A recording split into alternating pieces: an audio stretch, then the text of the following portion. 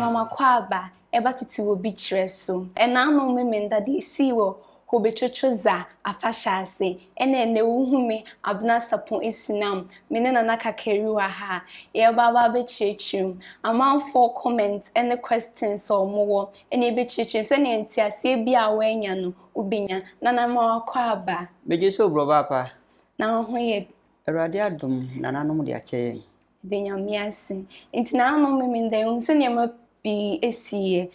obi on wa hini ne nkrofo bebre ewo questions we free prosperity or say what is better than unity among ethnic groups in Ghana. I am so happy Asante hini sinanlo today. May God bless us all. Nana yesha nioma esi memenda no eye nkrofo bebre nwa ebepese obechiche yemu oba fa medase obishafo yehia wa ha se de ye no yesua de edanso yehia yesua de na nano memenda se de esina wo ka no yesi ye no esina enya de edi kan a esini o okay santehene ending nipa waye no wo yen ye bre so be ka se modern Ghana na mum nananom aye ato ho dada okay na sare o kano yenhwe na yensua de wo se abrante ba ko se yesi na ni age meboa no kwasem ne se ya de a esi ye die anaboni be ka se abadim light yenhwe bibi e wo hase okay santehene opoku aro to so mienu eko ni nkra ne krechi no ana santehene o se to so mienu e baaye na angona hene ana owo ho ana se obefrim ama santehene opoku aro otoso mienu akogya no kwan no okogya no kwan no na ye wo sa yonkofa no e wo ho dada ma menka bibi wo ha sei na yenhwe ya amamre ni amane se angona hene eye togesiri me kana sefo no okay angona hene bia obefiri mu bia no santehene a wote so edi sika futuro ekokogu na mu so asante ha se ohene bi tse man hene frim na se santehene di sika futuro ekogu na mu so a eche se oye santehene man hene nti ye saade no e de akae sompa oba asase so be som nananom na se okọ asamade o man no mu a wonya bia bọ amane se nananom osompa me som ye som miru santehene ana wo hene di sika kokọ amame ana agume so amame de aba edi se ohene eye togbesiri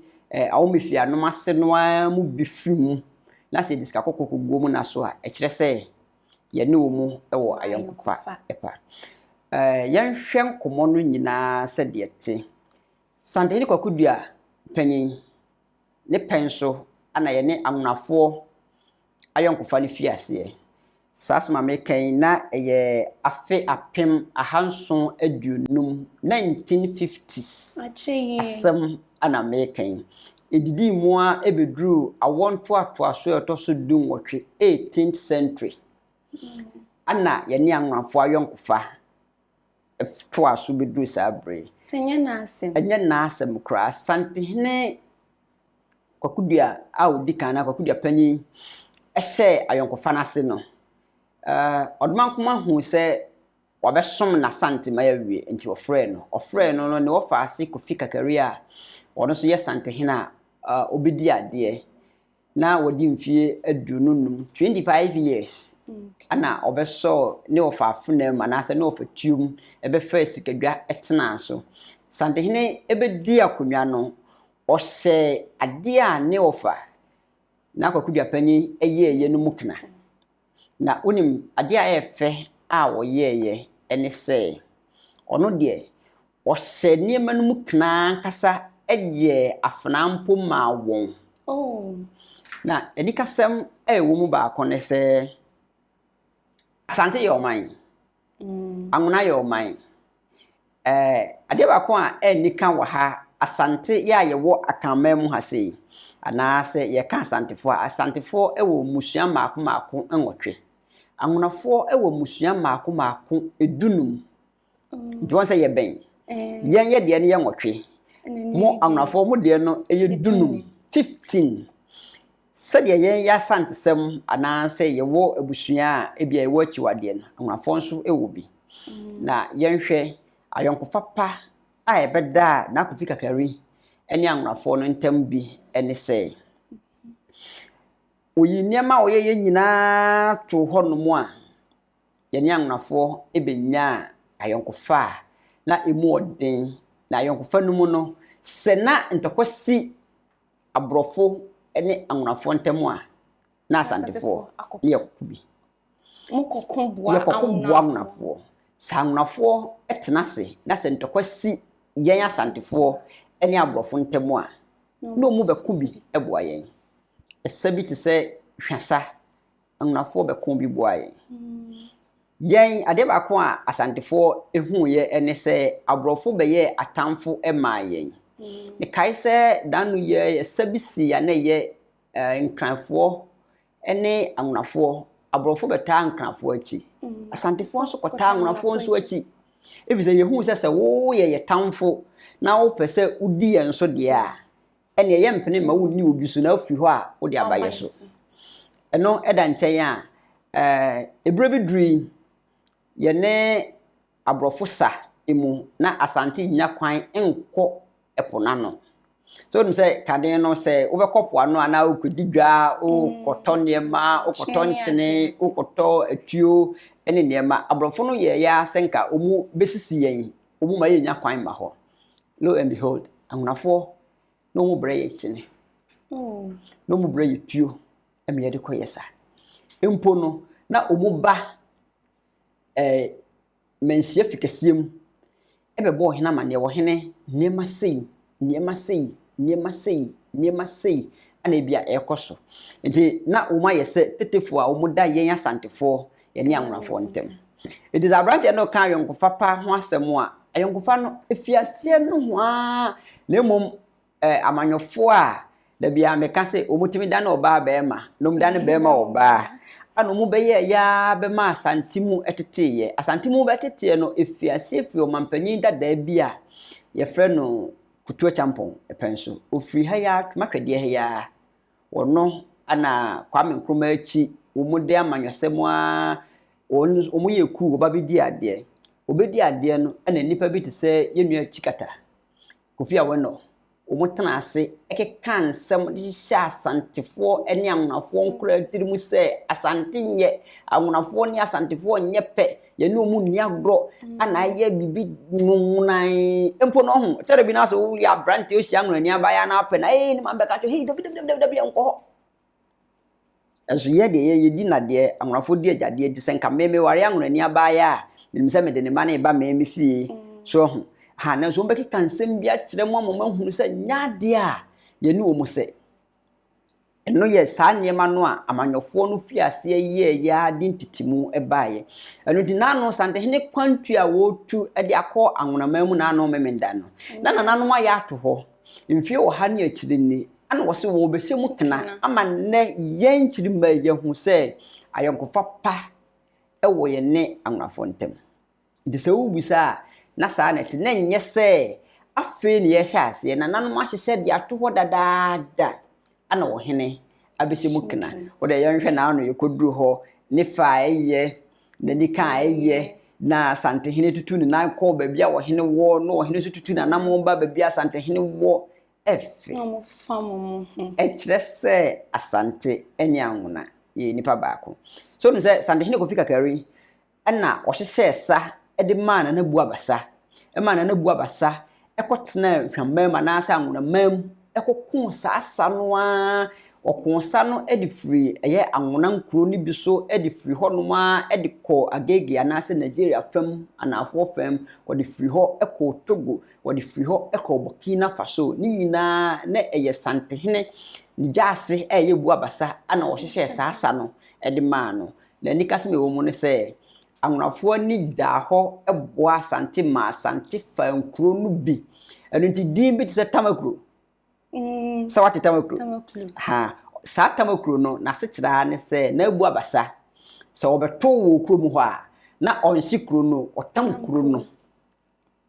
Nti tamkro eye na bu abasa edin anase na bodin a ne kopa okode ma Asante hene nti ye de ma no anenne abeye amnafo ne bidin wo de say wo se frɛ me tamakro eye tamkro di ayonkofo a eda ye ne Asante ene anwonantem no enye ne eye tete ho asem ebusiafo se ne yate no che se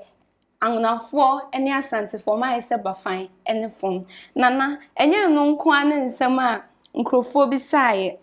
tinana yen hwe de shelter garden so kan o leadership by example thanks to Asante hene and Togbe for paying the way to unity proud and low na che say hwe comment ni ma angunafo ani age Asantefo ani age obi ani age nana ye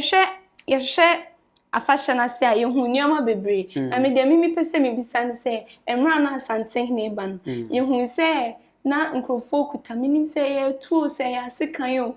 ye de boboso na HS encheche mu kakra ekwa nguna memti na ye sana Dabi